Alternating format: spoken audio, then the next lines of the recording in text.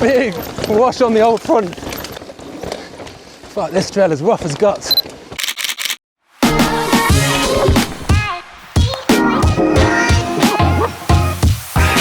Oh my god, oh my.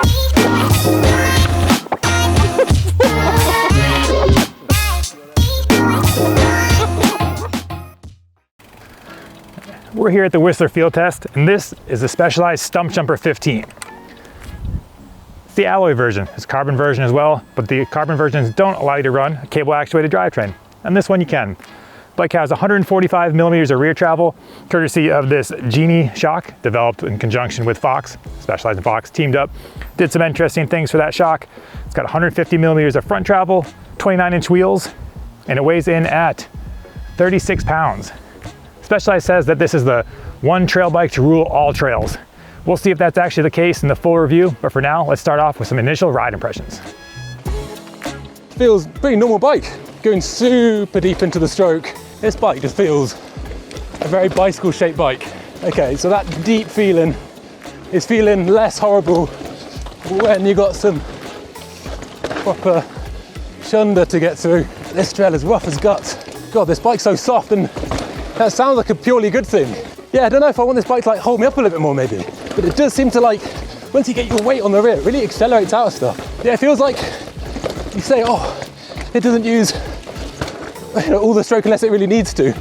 But then you've got so much force in the end part of the stroke. It feels good, and it is a comfortable bike, but it sometimes feels like that part where it hangs up, then once we get to the front, wash a bit. I mean, hang up's probably a strong term.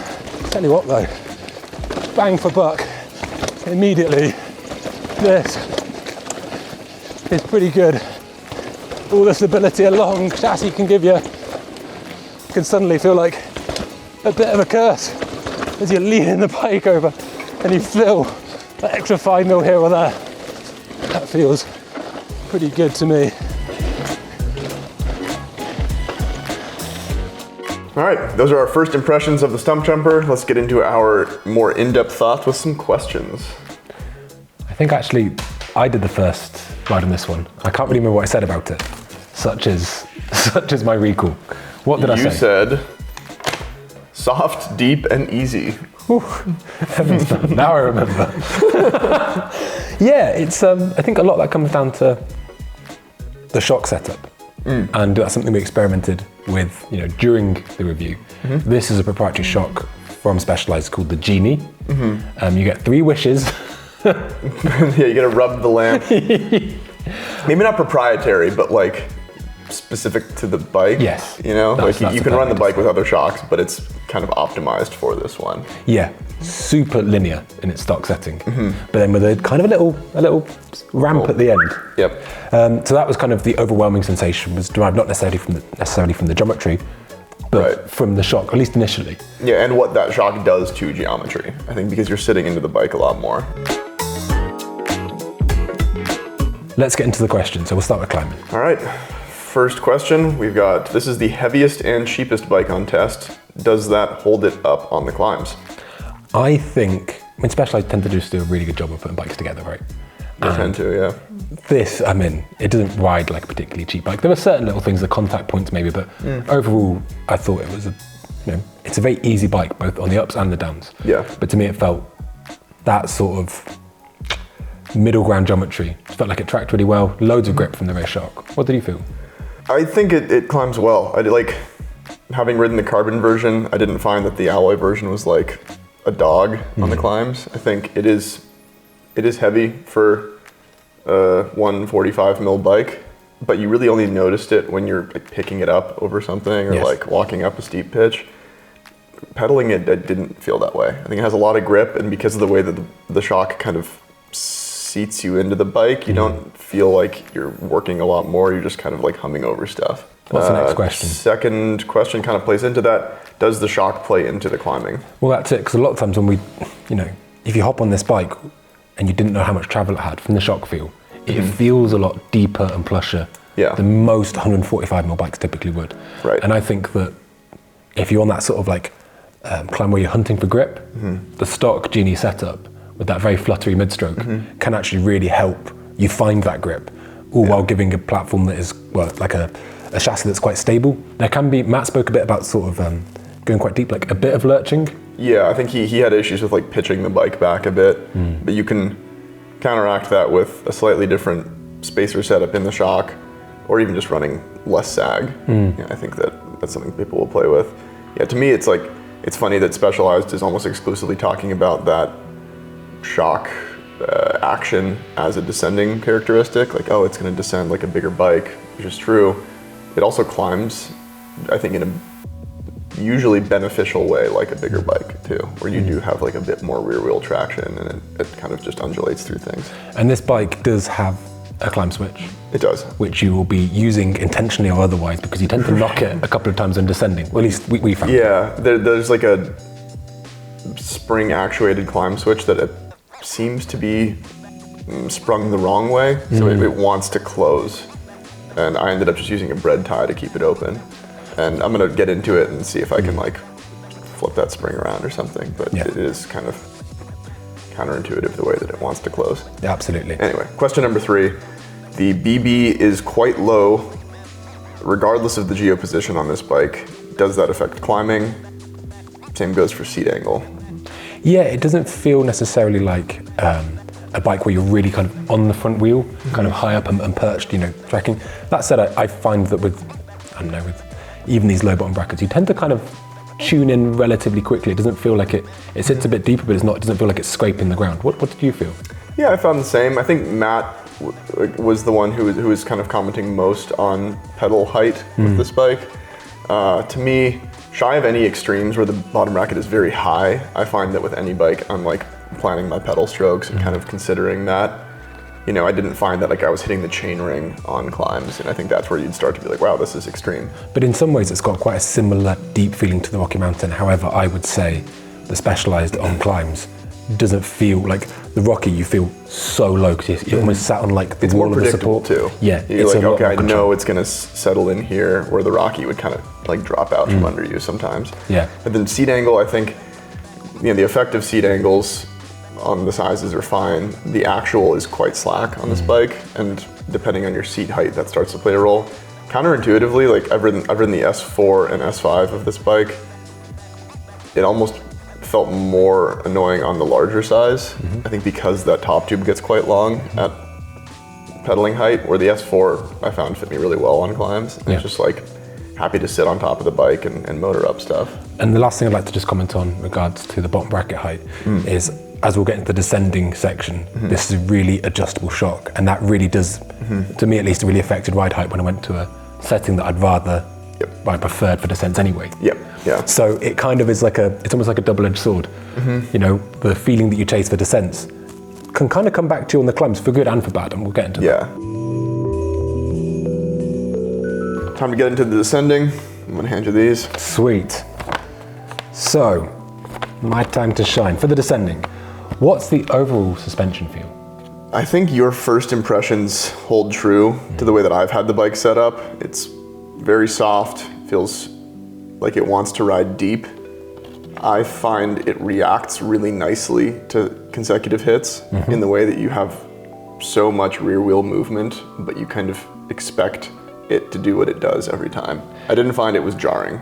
Yeah, I mean, fundamentally, when talking about the suspension feel of the Stumpjumper, it's really important to, I think if we judge Specialized on what they were trying to do, which is probably give a bike that felt like it had more than 145 mil and was very adjustable, then it is a massive success.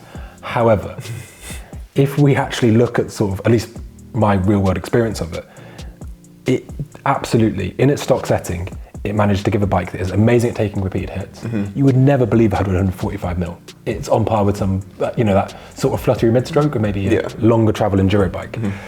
However, it tended to have like a bit of ramp at the end of the stroke, which became really apparent when going through rough terrain, especially when using the brakes. Yeah, you start to pack into it. And and you felt like you were hanging up. And so then you say, well, this is perfect. I can remedy that with the adjustment. So it comes with 1 out of 4 of these spacers for the stock setup. You go to, say, 3 out of 4 like I did, and you get a lot more of a smoother transfer to the end stroke, but then it loses all of its charm and its activity in the middle of the stroke. And it's like, it feels you know, I mean, Specialized, like I said, they've done a really great job for all their goals, but this separate shock, honestly, did it have the best shock performance on test? To my mind, no.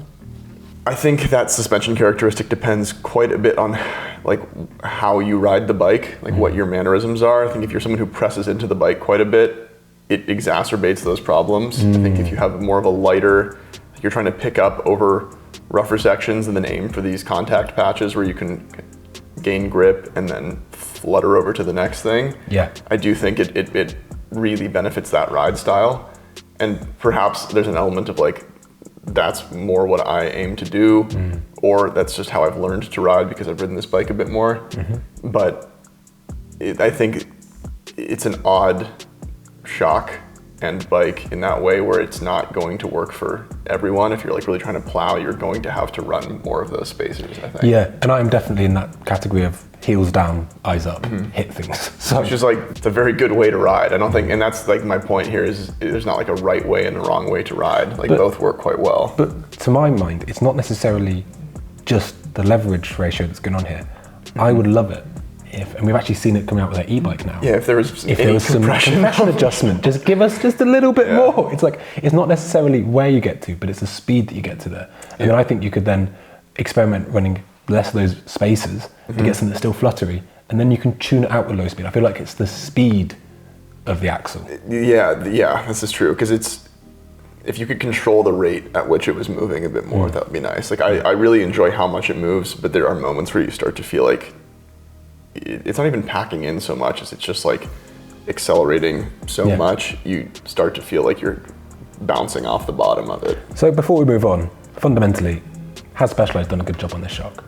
I think it's cool. Yeah. I think it's cool.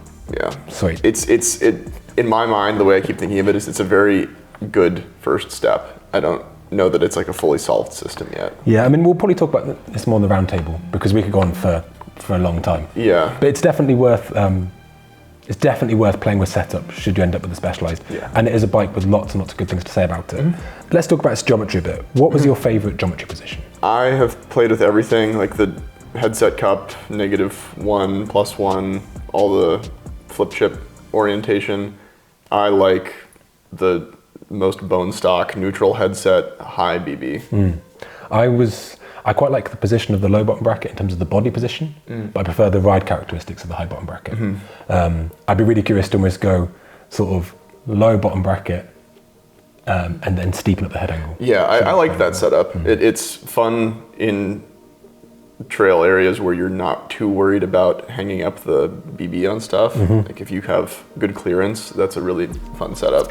And for me, part of the reason I like that neutral setting is I kind of enjoy how low the bike rides given the Genie shock and everything. So it's a real package deal, hey? Yeah, like the dynamic geometry changes quite a bit because you're sitting into the bike more than you'd expect.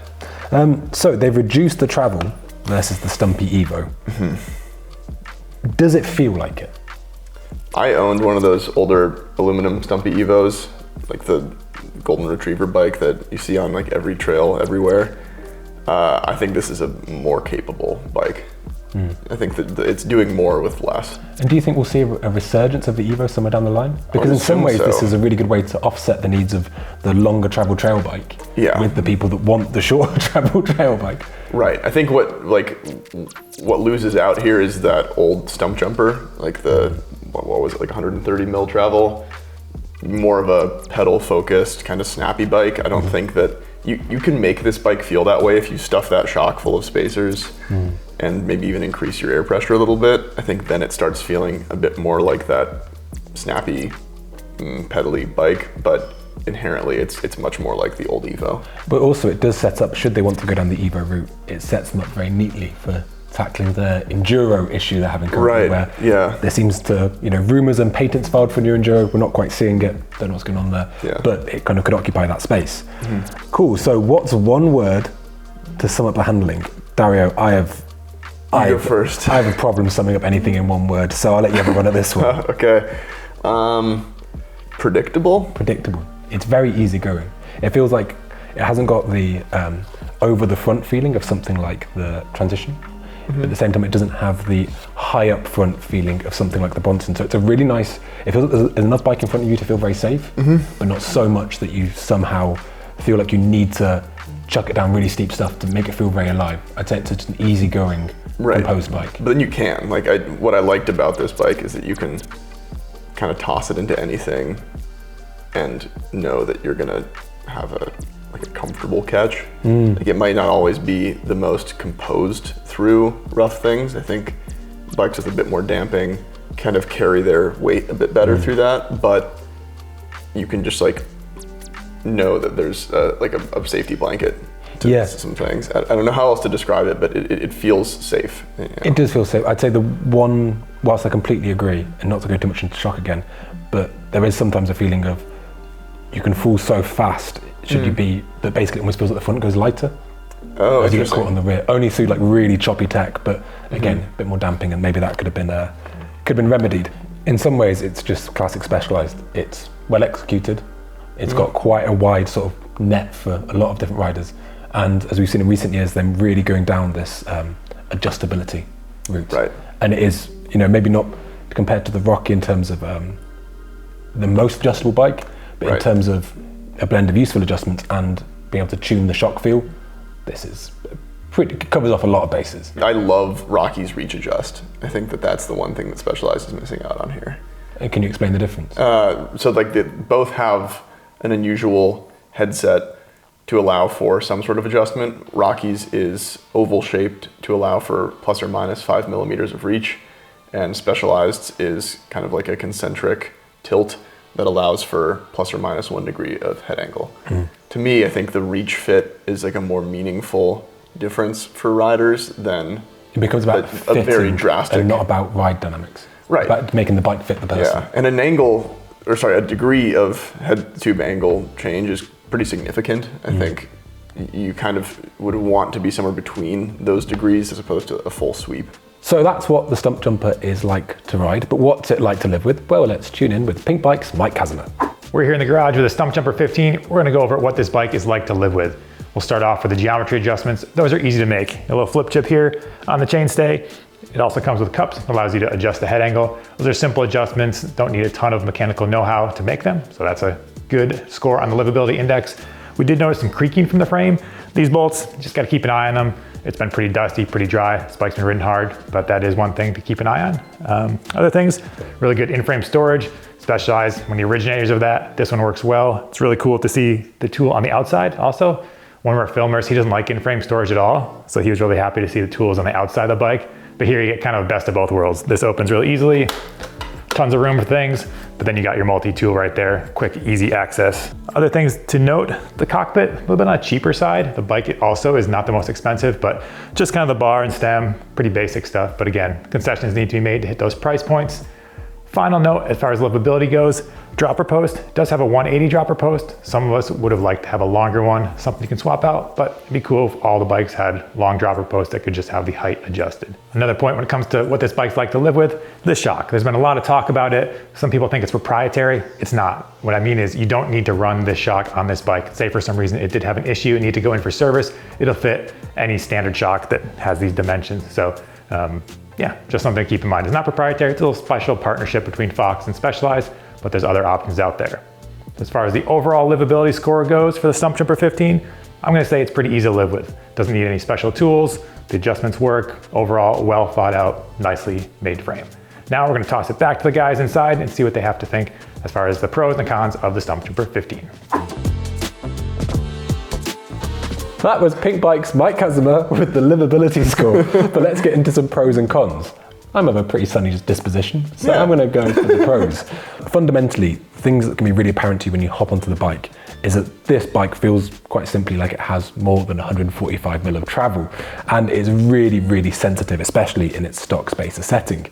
It is very adjustable, which is a real plus. And to be honest, the geometry and balance of the bike is just kind of an easy rider. I think where it puts your weight is where a lot of people are going to find the right balance between being able to push on and have a lot of grip on the front and also feel nice and safe. Yeah, I think going down the cons route, you can't get around the fact that this is a very heavy frame. I think this is the cheapest bike on test. Therefore, the parts kit might be a bit heavier than some of the others, but inherently, the aluminum frame is a bit heavier. Other cons, I think you're gonna have to spend a bit more time with shock setup if you wanna get exactly what you want out of the bike, as you said. And you might not even get what you want. Yeah, depending on who you are, maybe you don't even get what you want. I think for me, I found it, and I was lucky that it was like closer to stock, but to maximize things, you're gonna have to play with that setup a bit more. Yeah. I think final con is it feels, as you said, like a bigger bike, and maybe for some they want that more reactive kind of snappy feeling out of a trail bike, and where you can set the shock up and set the bike up to feel that way with the Stumpy, it's not where it wants to be. I think it is this more capable thing that kind of errs on the longer travel spectrum. So who's this bike for then? It can be a lot of things. Yeah. I think you can build it as a mullet, full 29er. It's got all the adjustability. The shock itself is quite adjustable. This is sounding dangerously close to nuanced stereo. We want a clear verdict. It's an adaptable bike for someone who wants something that maybe is a good one bike. I would say the beauty of a Specialized is just, again, just the wide range it gives. You could give this bike to someone that's their first mountain bike, and they're going to think it's really good. They're going to find it easy to ride, easy to get on with. Similarly, you give it to someone that absolutely smashes bikes, and they're going to find it probably has a lot of the adjustability and trends that they want. Again, Specialized have done this, made a bike that is a true all-rounder. And I would say it's kind of its greatest strength of who this bike for is that it's not for anyone in particular. Right. Yeah, it doesn't feel like it's aiming at one specific corner. It's very much this like wide net, works for a lot of different purposes, works for a lot of different people. Absolutely. So thank you very much for tuning in to our review on the Specialized Stumpjumper 15. Now, if you want to follow all the field test content, we've got loads coming out, including, of course, Huck to Flat. Don't forget to subscribe and get in the comments. Let us know what you think about shock setup. Should you be expected to fettle to get the dream performance, or should it be good right from the box? Thanks, guys, and we'll see you next time.